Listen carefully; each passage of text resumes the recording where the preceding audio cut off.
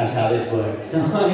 Now, you have actually been locked in. I wasn't joking about that, but of course you can leave if you need to. You'll notice there's an emergency exit on your right-hand side, wooden doors, so if you do need to head out, you can head through those doors. But please make sure that the animals have left the stage before you try and leave, because they are going to be completely loose, and if you open that door, it might follow you out. And if the animal decides to follow you out of that door, it walks around the zoo, I have to try and find it, and if I don't find it by 5:30, I get fired. So, if you could help me out, that would be greatly appreciated. Now, we are going to get cracking on with this display. Now, you're all here at Banham because you love animals. Is that right? Yeah. Yeah? Most of you? Well, I reckon there may be a few that you wouldn't be too happy about seeing, especially now I've told you you're locked in a room with them. And normally we have people get worried about spiders. We got anyone afraid of spiders? And you sold her out very quick there. Just like, yeah, that one. Now I'm going to put you at ease by letting you know there are no spiders. Because we do get people panic quite often. There's no spiders, so you can relax. If you like spiders and you want to see one, just have a quick look up. Loads. Plenty of them up there, they're just not part of the show. Another one people get afraid of is snakes. No, that sounded quite good. It sounded like people like snakes in the audience. Yeah, okay, well I've had a snake in the show. He's very friendly. His name is Rodney. Now Rodney bit me this morning. I'm joking. Rodney's not a real snake. Rodney is a rubber snake, and you may be thinking, what sort of display have I just walked into, where they've got spiders in the ceiling and a rubber snake as the first two animals. The reason we have a rubber snake is because later on I'm going to introduce you to a bird that is very well known for how they catch rubber snakes. So we use Rodney to show you exactly how that works. But we don't want to scare you in this display. We don't want to introduce you to animals that you'd be afraid of. So I'm pretty sure that most of the animals in today's display you are all going to enjoy. The first one, especially because he is quite a fan favourite. Now, before we introduce him, what I'm just going to do is hide some food under these logs. Because our next, or first animal, has an incredible sense of smell. And he will use his sense of smell to find food all across South America. He is a nocturnal animal. During the day, he buries himself alive under the ground and falls asleep. Then, at night time, he digs himself awake and he explores for all sorts of different foods. This is Pedro, and Pedro is our large, hairy armadillo. Hello, buddy. Did you want to choose the easy way today, did you? Hello. Where you going? Here we go. Should we just pop up here? There we go. He's now going to show you how he uses his armour-plated and his very powerful legs to move logs out of the way so that he can get all the bugs and grubs that are hiding underneath. Just like that. He has armour-plated all over his body, and the big plate on the front of his head means that he can move these logs without ever damaging himself. So it's very, very useful. He's built like a little JCB. He just destroys everything in his path to find all sorts of food. But he is still great fun, and he's kind of basically like a little dog. He is quite cool. Now I'm sure you've all heard of armadillos before, most people have, but they don't often get the chance to see them because, like I said, they spend a lot of the time during the day under the ground, sound asleep. But I reckon there is one fact you know about armadillos, because it's one that most people know, and that is that armadillos can roll into a ball when they're in danger. Have you heard that before? Heard that armadillos roll up so that they can protect themselves. Well, that's not actually that true. There are 20 different species of armadillo in the world, and out of all 20 species, there is only one that can actually roll into a ball. So 19 species can't roll up, and only one actually can. Now, would you like to see Pedro roll into a ball? Yeah? Unfortunately, he is the wrong one. Yeah, sorry guys. Pedro, he is a large, hairy armadillo, like I said. Now, the species that rolls up is called a free-banded armadillo. They're slightly smaller than him. They're quite often found in Brazil, and they roll into a ball, cover themselves in that hard shell, stopping predators getting in. Like we said, Pedro, he can't roll into a ball. So if he finds himself in danger, what does he do? Well, I'm now about to show you. Because he can't roll into a ball, he runs. Look at the speed of him. He can run incredibly fast if he's being chased by a predator. In fact, these little armadillos can get to speeds of nearly 20 miles an hour. Today, he's not going to be running that fast because he knows he's not in any danger. He's just running because he knows if he follows me, food will eventually fall from the sky. Like that. There you go. And that is also why we have an armadillo that walks so well to heel.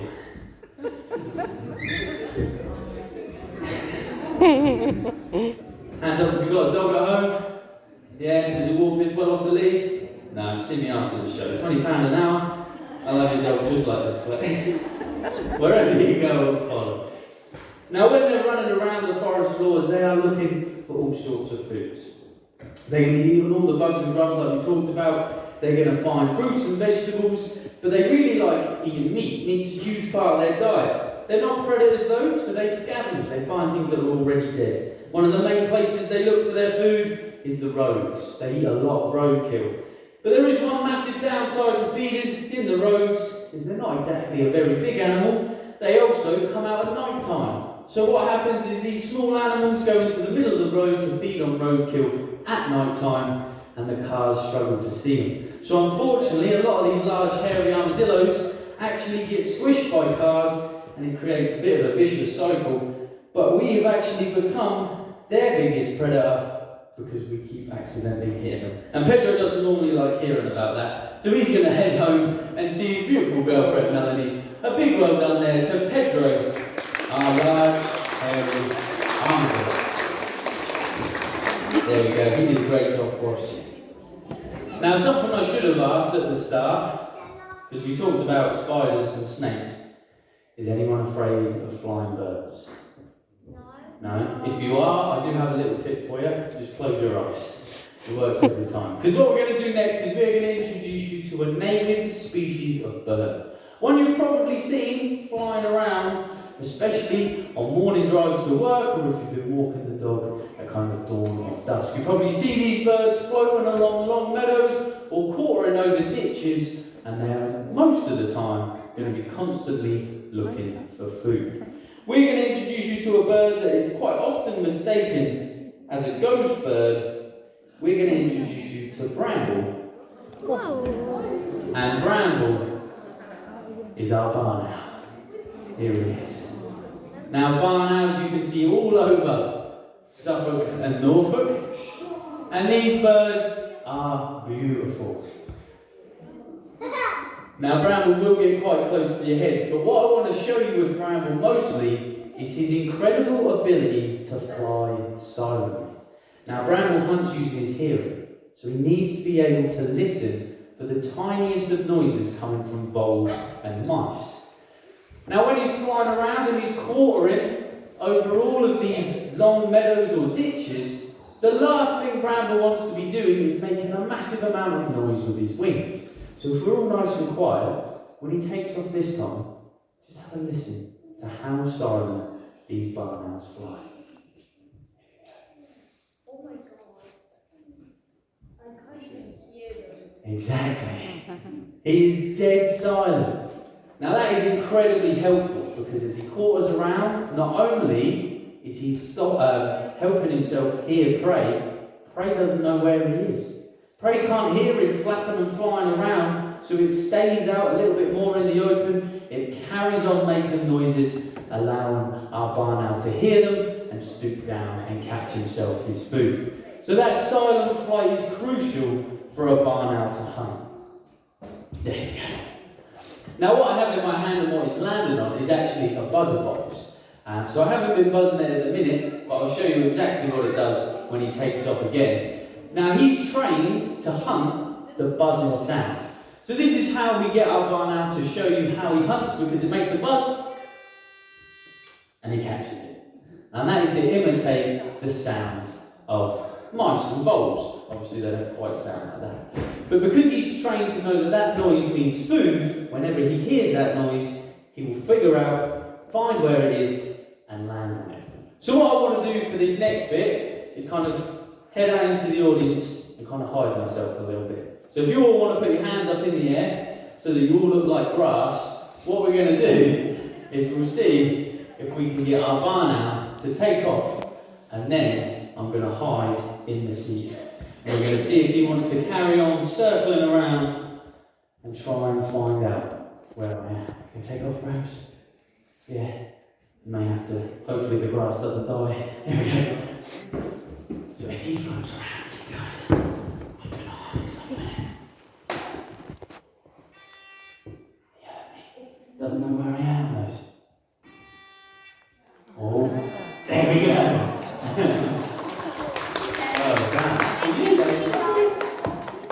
So you saw how he came past, he heard that noise and thought, oh, there's definitely dinner around here somewhere, came past, once again, heard it and figured out exactly where it was. Now he can actually pinpoint exactly where those noises are coming from because his ears are at different levels. One's higher than the other and one's also slightly further forward. So the sound hits the ears at different times. Now it is only milliseconds, but it allows him to perfectly pinpoint exactly where that sound is. And that means that Bramble here and barn owls, they never have to see their food. They can hunt purely just using their hearing. So that means they never have to see it if it's under the long grass, if it's in the ditches, under all sorts of undergrowth, or also if it's really dark and you can't even see, these barn owls will always know where their food is. Now, Bramble, you've done a great job for us.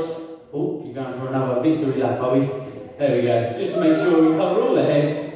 And then we'll say a big thank you and a massive well done to Bramble there. Our beautiful Banham. Well done to Bramble. He did a great job. Now, although we may see barn owls quite often here in East Anglia, in Norfolk we've actually lost over 50% of our wild barn owl population. So we need to do actually a few bits to help save these barn owls. So if you do want to help them out, build a barn owl box, pop it up in a tree, maybe even where you see a barn owl, and that gives them a safe place to nest throughout the year. And that means we can try and increase their numbers. Now what I'm going to do next is introduce you to another nocturnal animal. But this one, we're going to see if she wants to go on this rope above your heads. Now when she does head out onto this rope, I just need you all to stay nice and calm, just so that she doesn't get worried by any loud noises, okay? Now in this forest, she's going to stay high up in the trees, but during the day, she'll find a hollow in these trees, and she'll fall sound asleep. She will wait until night time before she wakes up, and then she can go on her search for all sorts of food. This is Tess, and Tess is our genet. Now, I know what you're probably thinking straight away, what a lovely cat. It's not a cat. This is a genet, and genets are part of the mongoose family. So one of her closest relatives is the meerkat. Now, I'm sure you can see what she's doing right now. She's having a little groom, and she's covering me in her scent. So if you get near me at the end of the show and you think I smell, this is why. Okay, I stink like a genet now, that's about it. Now, we have to be careful sometimes. Thanks, Tess. And what you'll notice she does, she puts her feet on my head and she has a little scratch. That means her scent will last longer. And also she grooms my neck. She has a very rough tongue, just like a cat. But like I say, she's not. You're having a good fun. She hasn't seen me for a while and I smell like head and shoulders at the minute. So we may be here a while because she won't do anything else until she thinks I smell enough. We have to be very careful not to look right at the wrong time. Because we'll get a nose somewhere we don't want it. Right, Tess. Do I smell enough? Yeah? Am I stinky? Yeah? Okay, I think we're good. Right, let's go over here. Because she is an arboreal animal, she will spend pretty much her whole life in the treetops. And what we want to see now is if she'll show you how agile she is. That long tail helps keep her stable. You'll notice her flick it from side to side, just to keep her balance as she goes on this thin piece of rope. This will be vines and thin branches out there in the When she's up here, she's looking for bugs, fruits, but the most important thing she can find is a bird's nest. These genets are great at raiding birds' nests. They've got that long body, long tail. They are incredibly flexible. So they can dart into a nest head first like this. They can grab the eggs, the chicks, the adult birds, whatever's in the nest, and they can completely turn around inside just like that and escape head first as well. So they're very quick, very agile, and very, very well adapted for raiding these nests. Another thing that helps her out when it comes to quickly moving through the forest is her ankles. She's actually able to rotate them so that she can climb down head first. This means she doesn't have to try and scoot herself down. She can just run as fast as she can head first, and she can clear all these distances. She also jumps from tree to tree because she has those forward-facing eyes that allows her to judge distance perfectly, stopping her from slipping and falling from a great height. But you will notice she is quite a small animal. Tess isn't very big, and that means that she can be preyed upon. And milky eagle owls, they love to catch genets. So she has to be very careful. She has to keep a lookout for predators. Now the best way for Tess to do that is to follow her cousins. By getting somewhere nice and tall. We're going to have a little look around. Should we make sure we're safe? Let's check around. Yeah, is there any danger? Just stand up tall and have a little look about. Just like the meerkats. Now she'll be listening. There we go. That's what we're talking about. She'll be listening. She'll be smelling the air. She's going to be looking around to make sure there are no signs of any danger. And what would happen is if Tess did see any signs of danger or hear or smell, she would very quickly run and hide back in her hollow in a tree, just like that. A massive well done to Tess, our beautiful girl. There she goes. She did a great job for us. And for some of you, that may be the first time you've ever heard of or maybe even seen a genet, because they are an incredibly rare sight. Even if you go out there to Africa, they're very hard to see because they're high up in the treetops and they only come out when it's pitch black. So they are very, very difficult animals to see. So if you hadn't seen one before, that is quite a treat. But we are now on to the final animal, and this is where Rodney is going to have his part. We're going to introduce you to a bird that is the last descendant from a species known as the terror bird. Yeah, which sounds quite intimidating. Now these terror birds, they used to be able to grow to around 10 foot tall, and they had the strength and ability to kill horses. Slowly, over millions of years, horses have gotten quite big. These terror birds have actually gotten much, much smaller. And we are now going to introduce you to the last descendant. They live now in the pampas grass areas of South America. We are now going to introduce you to our beautiful red-legged seriema, Lily. There she is. Not very terrifying, is she? By the fact she came out and you went, oh. Not quite what you expect from a terror bird. She's letting our ancestors down a little bit. But she's found, how can I say, in these pampas grass areas. Those long legs are how she chooses to travel around. Sometimes the audience, they probably have a certain noise going on in their heads when they see her run. Yeah, it's only ever the adults that laugh at that one. The kids don't quite get it. She looks like the road runner though, but she isn't. Now those legs can carry her well over 20 miles an hour, especially when she's going after prey, which is all sorts of reptiles, snakes, lizards, amphibians and rodents as well. They're very well known for how they catch rats. So when they're going around, they're always going to be looking for their food, and if they see it, they can run very fast after it on those legs. They do have wings, but they choose not to really fly. The only time you'll see them fly up is when they roost somewhere just like this. I can try and get her to fly for you though. You ready, Lily? All the way across. No, it's not going to happen. She's going to choose to jump down and jump back up because it's much easier than just trying to fly that small distance. With a long neck, the long legs, and the whole body shape, it just makes flying very, very difficult. So they just choose not to do it. Sometimes though, if there are some bugs kind of floating around, they'll jump up and get themselves a nice quick snack. But really, the impressive thing that these seremas do is catch their dinner. So here we go. We are now going to introduce her to our highly venomous rubber snake, Rodney. Here we go. She spots him. She sees him. Now she needs to go over, grab him by the head. Oh! Poor Rodney. Oh, he doesn't stand a chance against these seremas. Now, by grabbing him by the head, it means that the snake becomes defenseless. Oh!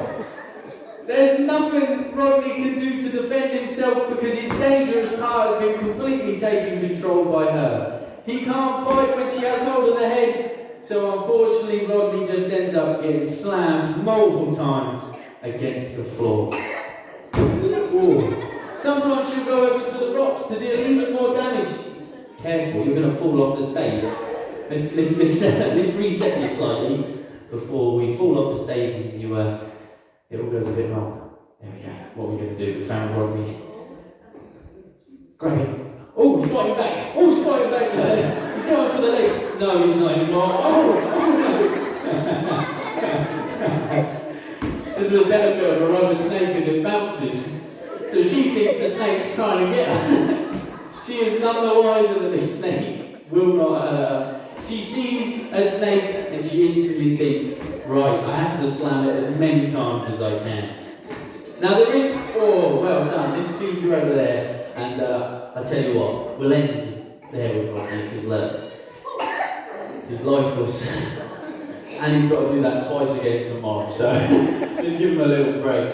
But what you'll have noticed is she was continuously slamming him, and that's because although those first few slams are going to be enough to kind of dispatch the snake, she's going to carry on because she wants to break all of the bones and tenderize all of the meat. A lot of the time these seremas swallow prey whole. Now with a snake, it's not too bad. But when you've got rats and lizards that have got all sorts of limbs, if you break all of those bones, it makes it much, much easier when it actually comes to swallowing it and eating it.